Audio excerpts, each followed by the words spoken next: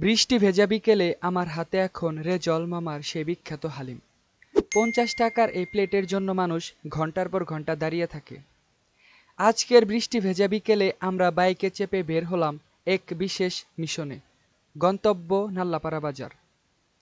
গন্তব্যে পৌঁছে দেখি ব্রিজের ওপর নদীর ধারে মানুষের লম্বা লাইন। কারণ একটাই, রেজল মামার হালিম। ভিড়টা দেখে প্রথমে একটু থমকে গিয়েছিলাম। এত লাইন, এত লোক, শুধু একটা হালিমের জন্য? ৫০ টাকায় এমন স্বাদ ভাবাই যায় না। এই হালিম খেতে হলে শুধু টাকা থাকলেই হবে না, থাকতে হবে ধৈর্যও। অনেকক্ষণ দাঁড়িয়ে শেষে হাতে পেলাম সেই স্বপ্নের প্লেট। এক চামচ মুখে নিয়ে বুঝলাম অপেক্ষাটা সার্থক। বৃষ্টির ছোঁয়া, নদীর ধারে হালকা ঠান্ডা হাওয়া আর রেজল মামার স্পেশাল হালিম এই বিকেলটা বাকি দিনগুলোর চেয়ে আলাদা করে রাখবে।